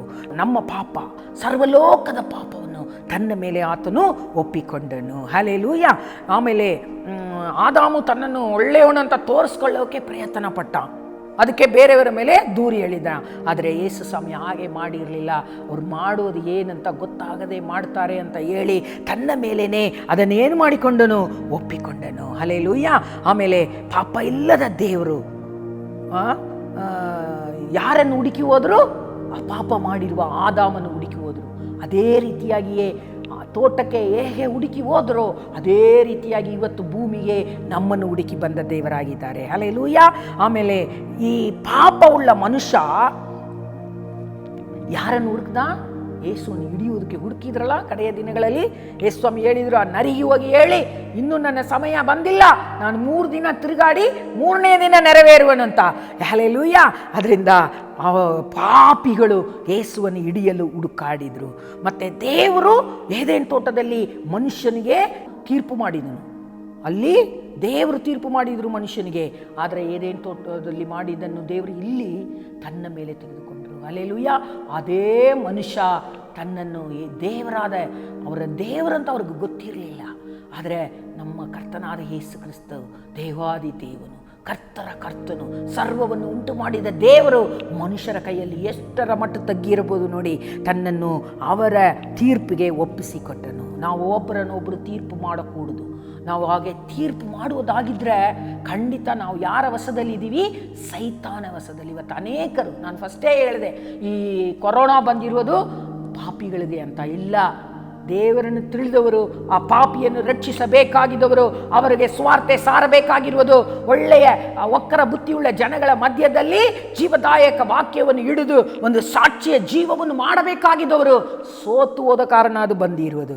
ಹಲ್ಲೆಲೂಯಾ. ನಾವು ಹಾಗೆ ನೆಹೆಮ್ಯ ಕೂಡ ಪ್ರಾರ್ಥಿಸುವಾಗ ಹೇಗೆ ಪ್ರಾರ್ಥಿಸಿದನು, ಆಮೇಲೆ ದಾನಿಯೇಲ ಪ್ರಾರ್ಥಿಸುವಾಗ, ಮೋಸೆ ಪ್ರಾರ್ಥಿಸುವಾಗ ಎಲ್ಲರ ಪಾಪವನ್ನು ತಮ್ಮ ಮೇಲೆ ಹಾಕಿಕೊಂಡು ತಮ್ಮ ಮೇಲೆ ಅವರು ಹಾಕಿಕೊಂಡು ಯೇಸು ಹಾಗೆ ಅವರು ಅವತ್ತೇ ಜೀವಿಸಿದ್ದಾರೆ. ಆದರೆ ಇವತ್ತು ಯೇಸುವಿನ ವಿಮೋಚನೆಯನ್ನು ನಾವು ಕಂಡಿರುವ, ಅನುಭವಿಸಿರುವ, ಎಲ್ಲ ಮೇಳುಗಳನ್ನು ಹೊಂದಿಕೊಂಡಿರುವ ನಾವು ಹಾಗೆ ಜೀವಿಸದೆ ಇರುವುದು ಸರಿಯೇ ಎಂದು ನಾವೇ ನಮ್ಮನ್ನು ತೀರ್ಪು ಮಾಡಿಕೊಳ್ಳಬೇಕಾಗಿದೆ. ಹಲ್ಲೆಲೂಯಾ. ಅದರಿಂದ ದೇವರು ತನ್ನ ಸಾರೂಪ್ಯದಲ್ಲಿ ಮನುಷ್ಯನನ್ನು ಮಾಡಿದ್ರು. ಆದರೆ ಮನುಷ್ಯ ದೇವರ ಪಾಪ ಸ್ವರೂಪಿಯಾಗಿ ಮಾಡಿಬಿಟ್ಟಾನು. ಹಲ್ಲೆಲೂಯಾ. ಅವರ ಮುಖ ನೋಡಲು ಆಗಿರಲಿಲ್ಲ. ಅಂಥ ಕೆಟ್ಟು ಹೋದ ಮುಖವನ್ನು ನಾವು ನೋಡುತ್ತೇವೆ. ಹಲ್ಲೆಲೂಯಾ. ದೇವರು ಮನುಷ್ಯನನ್ನು ನೋಡಿ ಹೊಗಳಿದ್ರು. ನಾನು ಮಾಡಿದ ಮನುಷ್ಯ, ಸೃಷ್ಟಿ ಮಾಡಿದ ಮನುಷ್ಯ ಎಷ್ಟು ಚೆನ್ನಾಗಿದ್ದಾನೆ ಅಂತ ಹೊಗಳಿದ್ರು. ಆದರೆ ಮನುಷ್ಯನು ದೇವರನ್ನು ನೋಡಿ ಈಯಾಡಿಸಿದ, ಅವರನ್ನು ನೋಡಿ ಕೇಳಿ ಮಾಡ್ದ. ಹಲ್ಲೆಲೂಯಾ. ಅವರನ್ನು ಸಪ್ಪಿಸಿದ. ಆದರೆ ದೇವರು ಆಶೀರ್ವದಿಸಿದರು. ಆಮೇಲೆ ಏದೇನ್ ತೋಟದಲ್ಲಿ ಮನುಷ್ಯನಿಗೆ ಬಾಗಿಲನ್ನು ಮುಚ್ಚಿಬಿಟ್ಟಿದ್ರು. ಆದರೆ ಅದೇ ಬಾಗಿಲನ್ನು ಯೇಸು ಕ್ರಿಸ್ತನು ತನ್ನ ಮರಣದ ಮುಖಾಂತರ ಆ ಬಾಗಿಲ ಒಳಗಡೆ ಪ್ರವೇಶ ಮಾಡಿ ಆ ದೇವಾಲಯದ ತೆರೆಗಳು ಹರಿದು ಹೋಯಿತು. ಆ ತಾಮ್ರದ ಕದವುಗಳು ತಾನಾಗಿ ತೆರೆಯಿತು. ಆ ದಿನದಲ್ಲಿ ಭೂಕಂಪಲ್ಲ ಆಯ್ತಲ್ಲ ಯೇಸು ಸ್ವಾಮಿ ಮರಣ ಆದಾಗ. ಹಲ್ಲೆಲೂಯಾ. ಜೀವದ ತೋಟದಲ್ಲಿ ಮರಣ ಉಂಟಾಯಿತು. ಆದಾಮ್ ಇದ್ದಿದ್ದು ಜೀವದ ತೋಟ. ಆ ಜೀವದ ತೋಟದಲ್ಲೇ ದೇವರ ಪ್ರಸನ್ನತೆಯಲ್ಲೇ ಸೈತಾನನು ಪರಿಶುದ್ಧ ಸ್ಥಳದಲ್ಲೇ ಎಲ್ಲವನ್ನು ಕೆಡಿಸಿಬಿಟ್ಟ ಅಂತ ನಾವು ವಾಕ್ಯದಲ್ಲಿ ನೋಡುತ್ತೇವೆ. ಕೆಟ್ಟು ಹೋಗ್ಬಿಟ್ಟಿತ್ತು. ಆದರೆ ಮರಣ ಉಂಟಾಗಿತ್ತು. ಮರಣದ ತೋಟ, ಸಮಾಧಿಯ ತೋಟ, ಸಮಾಧಿಯಲ್ಲಿ ತಾನೇ ಯೇಸುವನ್ನು ಇಟ್ಟಿದ್ರು. ಅಲ್ಲೇ ಯೇಸು ಕ್ರಿಸ್ತನು ಪುನರ್ಜನ್ಮ ಬಂದು ತನ್ನನ್ನು ತೋರಿಸಿಕೊಂಡನು. ಹಲ್ಲೆಲೂಯಾ. ಜೀವದ ತೋಟದಲ್ಲಿ ಪಾಪದ ಪ್ರಾರಂಭ, ಆದರೆ ಮರಣದ ತೋಟದಲ್ಲಿ ಪಾಪಕ್ಕೆ ಮುಕ್ತಾಯವು, ಮರುಜನ್ಮ, ನಿತ್ಯ ಜೀವ, ನಿತ್ಯಕ್ಕೂ ಜೀವಿಸುವ ಜೀವನವು ಅದೇ ತೋಟದಲ್ಲಿ ಪ್ರಾರಂಭವಾಯಿತು. ಯಾವ ತೋಟದಲ್ಲಿ? ಈ ಏದೇನ್ ತೋಟದಲ್ಲಿ ಪಾಪ ಪ್ರಾರಂಭವಾಯಿತು. ಆದರೆ ಈ ಮರಣದ ತೋಟದಲ್ಲಿ ಏನುಂಟಾಯಿತು? ಈ ಪಾಪ ಮುಕ್ತಾಯವಾಗಿ ಆ ಎರಡನೆಯ ಮನುಷ್ಯ, ನೂತನ ಮನುಷ್ಯ, ಆತ್ಮೀಯ ಮನುಷ್ಯ, ಆತ್ಮ ಸತ್ತೋಗಿತ್ತು ಏದೇನ್ ತೋಟದಲ್ಲಿ. ಅದೇ ಆತ್ಮ ಇವತ್ತು ನಮ್ಮಲ್ಲಿ ಪುನರ್ಜನ್ಮವಾಗಿದೆ. ಆದ ಕಾರಣ ನಮಗೆ ಭಾವನೆಗಳಿದೆ, ಯೇಸುವನ್ನು ಆರಾಧಿಸುತ್ತೀವಿ. ಆದ ಕಾರಣ ನಾವು ಯೇಸುವನ್ನು ಒಪ್ಪಿಕೊಳ್ಳಲು ಸಾಧ್ಯವಾಗಿದೆ. ಕಡೆಯ ಆದಾಮನು, ಮೊದಲನೆಯ ಆದಾಮನು ಮಣ್ಣಿನಿಂದ ಉಂಟಾದವನು, ಕಡೆಯ ಆದಾಮನು ಮೇಲಿಂದ ಈ ಮಣ್ಣಿಗೆ ಬಂದ ಆದಾಮನು, ಮಣ್ಣಿನ ಮೇಲೆ ತನ್ನ ರಕ್ತವನ್ನು ಸುರಿಸುವುದಕ್ಕಾಗಿ ಬಂದ ಆದಾಮನು. ಆ ಕಡೆಯ ಆದಾಮನು ಬದುಕಿಸುವ ಆತ್ಮನು ಎಂದ ವಾಕ್ಯ ಹೇಳುತ್ತೆ. ಹಲ್ಲೆಲೂಯಾ. ಅದರಿಂದ ನಾವು ಎಷ್ಟು ಚೆನ್ನಾಗಿ ಯೇಸುವಲ್ಲಿ ಈ ವಿಷಯಗಳು ನೆರವೇರಿರುವುದನ್ನು ಸ್ಪಷ್ಟವಾಗಿ ನಾವು ನೋಡ್ಬೋದು. ನಾವು ಇನ್ನೂ ಕೆಲವು ವಿಷಯಗಳನ್ನು ನಾನು ನಿಮಗೆ ತಿಳಿಸುತ್ತೇನೆ. ಏದೇನ್ ತೋಟಕ್ಕೂ ಟೆಂಪಲ್ಗೂ, ತೋಟ, ಆಮೇಲೆ ಮಂಜೂಸ, ಆಮೇಲೆ ದೇವಗುಡಾರ, ಆಮೇಲೆ ದೇವರ ಆಲಯ, ಇದೆಲ್ಲ ಒಂದೇ. ಅದನ್ನು ನೀವು ಚೆನ್ನಾಗಿ ಅರ್ಥ ಮಾಡ್ಕೋಬೇಕು. ದೇವರು ತೋಟದಲ್ಲಿ ಏನು ಮಾಡ್ತಾ ಇದ್ರು? ಡೈಲಿ ಬಂದು ಹೋಗುವವರಾಗಿದ್ರು, ಸಂಚಾರ ಮಾಡಿದ್ರು. ಆದರೆ ದೇವಗುಡಾರದಲ್ಲಿ ಅವರು ವಾಸ ಮಾಡುತ್ತಾ ಇದ್ರು. ಇಲ್ಲಿ ಸಂಚಾರ ಮಾಡಿದ್ರು, ಅಲ್ಲೇ ದೇವಗುಡಾರದಲ್ಲಿ ವಾಸ ಮಾಡಿದ್ರು. ಅದಕ್ಕೆ ಈ ಗುಡಾರ, ಈ ದೇಹವನ್ನುವ ಗೂಡಾರದಲ್ಲಿ ಇವತ್ತು ನಮ್ಮ ದೇವರು ನಮ್ಮ ಜೊತೆಯಲ್ಲಿ ವಾಸ ಮಾಡುವವರಾಗಿದ್ದಾರೆ. ಹಲ್ಲೆಲೂಯಾ. ಆ ಎಂಟ್ರೆನ್ಸ್, ಆ ಬಾಗಿಲಲ್ಲಿ ಆದಾಮನು ಆ ಬಾಗಿಲಿಂದ ಹೊರಗೆ ಕಳಿಸಲ್ಪಟ್ಟನು. ಆದರೆ ಅದೇ ಆದಾಮನು ನೋಡಿ, ಆದಾಮನು 30 ವರ್ಷದ ನಂತರನೇ ಸೃಷ್ಟಿಸಲ್ಪಟ್ಟಿದ್ದಾನೆ. 33, 34 ವಯಸ್ಸು ಅಂತ ಪ್ರಾಯದಲ್ಲಿ ಸೃಷ್ಟಿಸಲ್ಪಟ್ಟಿದ್ದ. ಅದಕ್ಕೆ ಈ ಪರಲೋಕದಿಂದ ಬಂದ ಯೇಸು ಕ್ರಿಸ್ತುವಿಗೆ ಆದಾಮನು ಅಂತ ನಾವು ಹೇಳುತ್ತೇವೆ. ಕಡೆಯ ಆದಾಮನು, ಆತನು ಆ ಮಗುವಾಗಿ ಜನಿಸಿ ಆ 30 ಕಾಲಗಳನ್ನು ಪರಿಪೂರ್ಣಗೊಳಿಸಿದ್ದಾನೆ. ಆದ ಕಾರಣ ಮನುಷ್ಯನಾಗಿ ಆತನು ಬಂದಿರುವುದನ್ನು ನಾವು ಸ್ಪಷ್ಟವಾಗಿ ಅರ್ಥ ಮಾಡಿಕೊಳ್ಳಬಹುದು. ನಾವು ನೋಡಿದ ಆದಾಮನನ್ನು ಆ ಬಾಗಿಲಲ್ಲಿ ಎಲ್ಲಿ ಆತನು ಬಿಟ್ಟು ಹೋದನೋ ಅದೇ ಬಾಗಿಲಲ್ಲಿ ಯೇಸು ಕ್ರಿಸ್ತನು ಆ ದೇವಾಲಯದ ಅಲ್ಲಿ ಪ್ರವೇಶ ಮಾಡಿದನು. ಆತನು ಸತ್ತ ಮೇಲೆ, ತನ್ನ ಜೀವ ಬಿಟ್ಟ ಮೇಲೆ ಅಲ್ಲಿಂದನೇ ಆತನು ಹೋಗಿ ಆತನು ಏನು ಮಾಡಿದನು? ನಮಗಾಗಿ ಎಲ್ಲವನ್ನು ಮಾಡಿ ಮುಗಿಸಿರುವ ದೇವರಾಗಿದ್ದಾರೆ. ಹಲ್ಲೆಲೂಯಾ.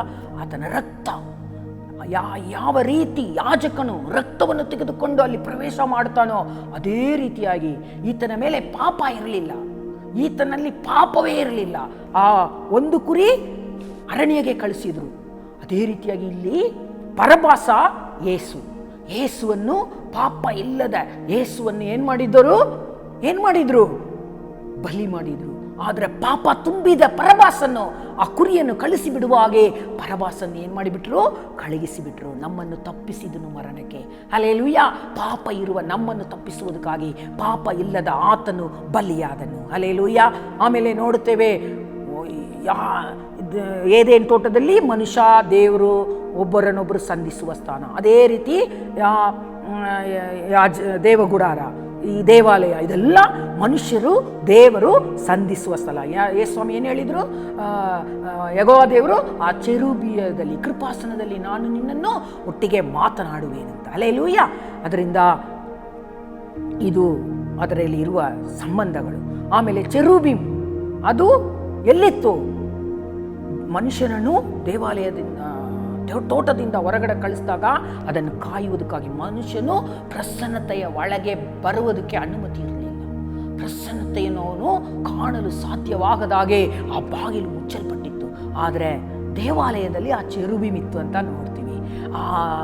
ಆ ದಿನದಲ್ಲಿ ಆ ಚೆರೂಬಿಮೆಲ್ಲ ಏನಾಗಿತ್ತು? ತೆರೆದುಕೊಂಡಿತ್ತು. ಹಲ್ಲೆಲೂಯಾ. ಅದರಿಂದ ಇನ್ನೊಂದು ನೋಡ್ತೀವಿ, ಏದೇನ್ ತೋಟದಲ್ಲಿ ನ್ಯಾಚುರಲ್ ಪ್ರಕೃತವಾದ ಮರಗಳು, ಹಣ್ಣುಗಳು ಇತ್ತು. ಆದರೆ ದೇವಾಲಯದಲ್ಲಿ ನೀವು ಓದುವಾಗ ನೋಡಿರಬೇಕು, ದೇವಾಲಯದಲ್ಲಿ ಹಣ್ಣುಗಳ ರೂಪದಲ್ಲಿ ಮತ್ತು ಗಿಡಗಳು, ಇವುಗಳೆಲ್ಲ ದೇವಾಲಯದಲ್ಲಿ ಒಂದು ಅದರ ಸಾರೂಪ್ಯದಲ್ಲಿ ಮಾಡಿ ಇಡಲ್ಪಟ್ಟವುಗಳಾಗಿತ್ತು. ಹಲ್ಲೆಲೂಯಾ. ಮತ್ತು ಏದೇನ್ ತೋಟದಲ್ಲಿ ಮಹಿಮೆಯನ್ನು ಕಳೆದುಕೊಂಡರು.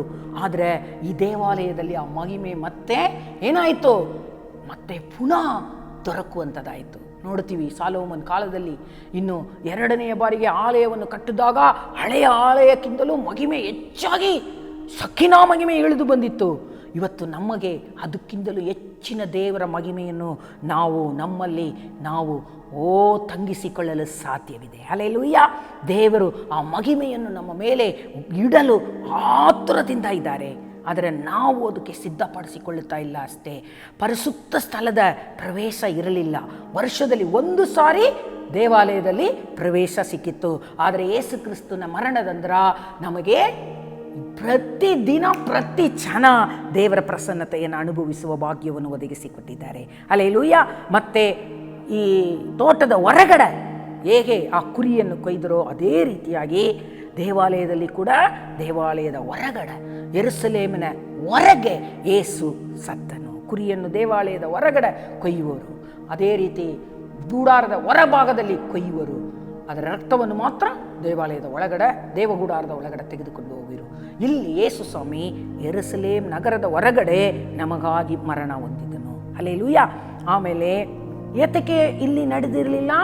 ದೇವ ಪ್ರಸನ್ನತೆಯಲ್ಲಿ ಅದು ನಡೆಯಲು ಸಾಧ್ಯವಾಗುವುದಿಲ್ಲ. ಅದಕ್ಕಾಗಿ ಯೇಸು ಸ್ವಾಮಿ ಆ ಗಾರ್ಡನ್ ಏದೇನ್ ತೋಟದ ಒಳಗಡೆ ಕುರಿಯನ್ನು ಬಲಿ ಮಾಡಿರಲಿಲ್ಲ.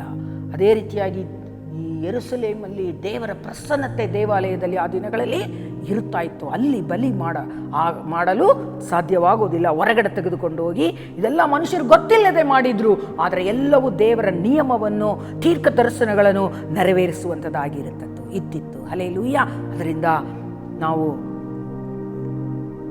ದೇವರನ್ನು ಹೆಚ್ಚಾಗಿ ಆರಾಧಿಸಬೇಕು, ಕೊಂಡಾಡಬೇಕು. ಯಾರು ಕೂಡ ನಿರಾಸೆಯಿಂದ ಜೀವಿಸಕೂಡದು. ಈಗಲೂ ಎಲ್ಲ ಸೂಚಕ ಕಾರ್ಯಗಳು ನೆರವೇರುತ್ತಾ ಇದೆ. ಭಯಭಕ್ತಿಯೊಡನೆ, ಭಯದಿಂದ ನಡುಗುತ್ತಾ.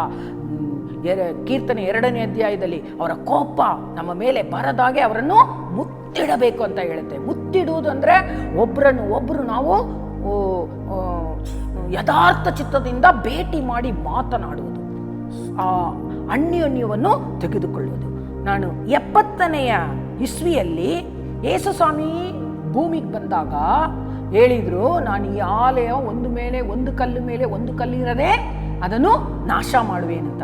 ಅದು ಯಾವಾಗ ನೆರವೇರಿತು? 70ನೇ ಇಸ್ವಿಯಲ್ಲಿ ನೆರವೇರಿತು, ಕ್ರಿಸ್ತು ಬಂದ ಮೇಲೆ. ಆಯ್ತಾ? ಅಂದ್ರೆ 70ನೇ ಇಸ್ವಿಯಲ್ಲಿ ಏನು ಸಂಭವಿಸಿತು? ಈ ದೇವಾಲಯ ಯೇಸು ಹೇಳಿರುವ ದೀರ್ಘದರ್ಶನ ನೆರವೇರಿತು. 30ನೇ ಇಸ್ವಿಯಲ್ಲಿ ಯೇಸು ಮರಣ ಹೊಂದಿದ್ರು. ಹಲ್ಲೆಲೂಯಾ.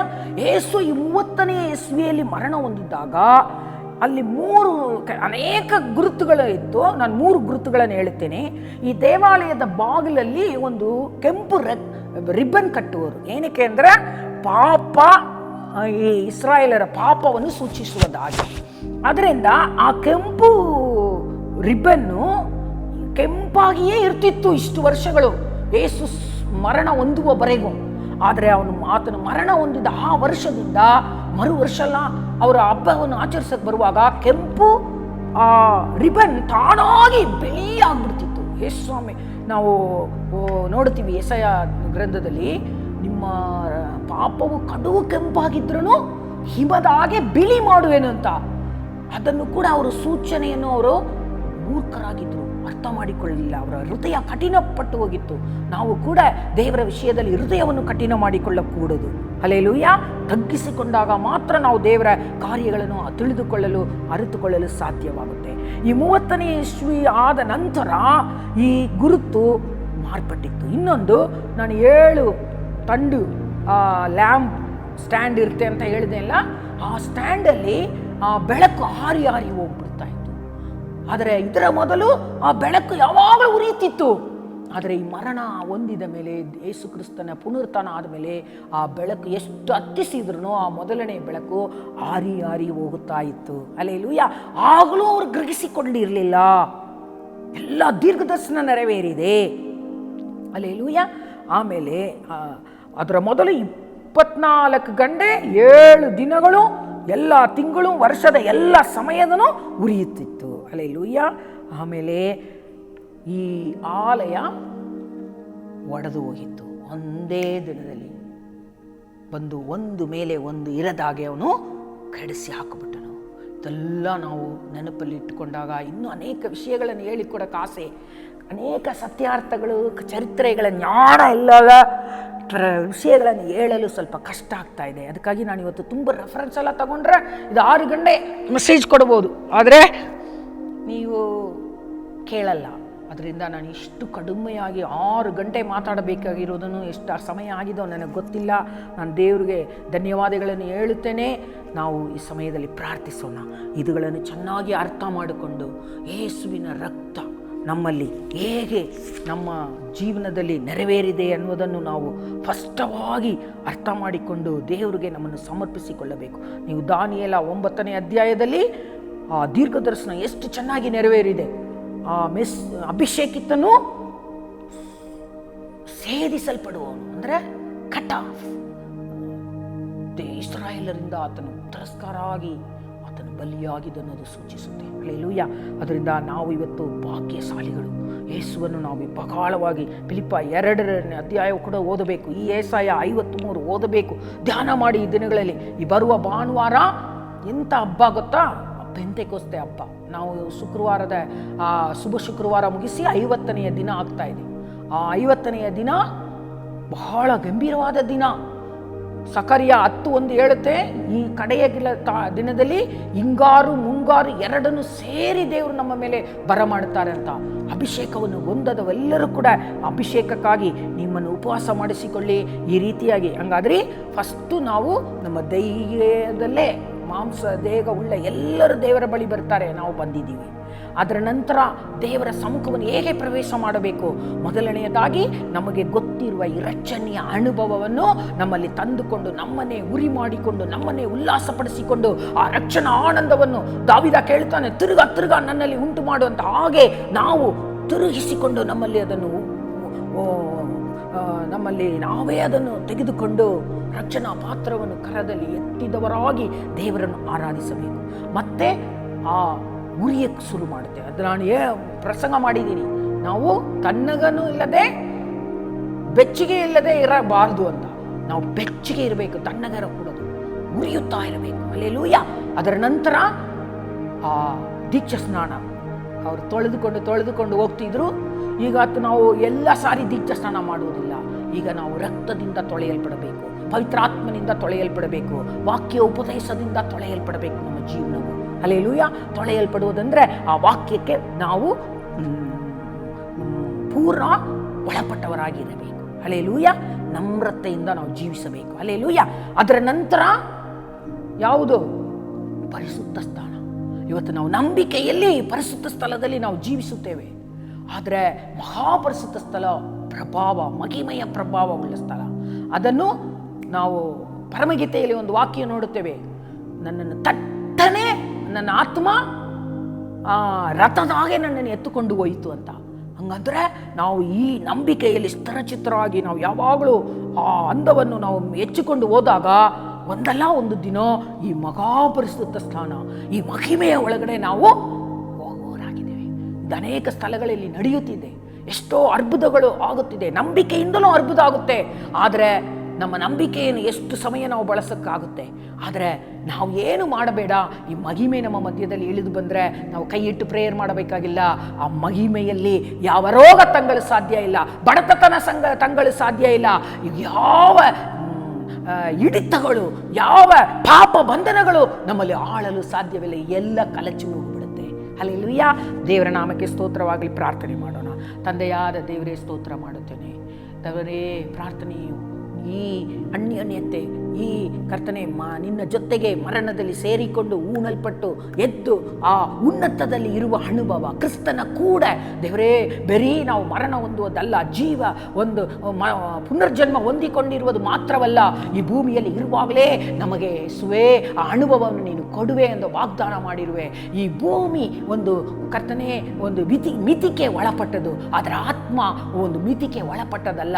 ಆ ಆತ್ಮ ಯುಗದಲ್ಲಿ ದೇವರೇ, ಈ ಪ್ರಪಂಚದ ಯುಗದಲ್ಲಿ ಅಲ್ಲ, ಈ ಅಂಧಕಾರದ ಯುಗದಲ್ಲಿ ಅಲ್ಲ ದೇವರೇ. ಆ ನಿನ್ನ ಯುಗ ನಿತ್ಯ ಇರುವ ಯುಗ, ಅದಕ್ಕೆ ಕೊನೆ ಇಲ್ಲ. ಆ ಯುಗವನ್ನು ಪ್ರವೇಶಿಸಿ ಆ ಮಹಿಮೆಯ ಅನುಭವದಲ್ಲಿ ನಾವು ಒಬ್ಬೊಬ್ಬರು ಜೀವಿಸಲು ನಮಗೆ ಸಹಾಯ ಮಾಡು. ಪ್ರತಿಯೊಬ್ಬರನ್ನು ಸ್ಪರ್ಶಿಸು. ಈ ಅನುಭವ ನಮ್ಮ ಸಭೆಯಲ್ಲಿ ಪ್ರತಿಯೊಬ್ಬರಿಗೂ ಉಂಟಾಗಲಿ. ನಿನ್ನ ನಾಮವನ್ನು ಘನಪಡಿಸುತ್ತೇನೆ, ಯೇಸುವಿನ ಮೂಲ ಬೇಡುತ್ತೇನೆ ತಂದೆ. ಆಮೆನ್. ನೆನಪಲ್ಲಿ ಇಟ್ಕೊಳ್ಳಿ, ಆತ್ಮೀಯ ಯುಗ ನಾವು ಕೂಡಾರ ಪಂಡಿಗೆ ಆಮೇಲೆ ಆಚರಿಸಬೇಕಾಗಿಲ್ಲ, ಈಗಲೇ ನಾವು ಅದನ್ನು ಆಚರಿಸಬಹುದು. ಮುಗಿಸ್ಬಿಟ್ಟೆ.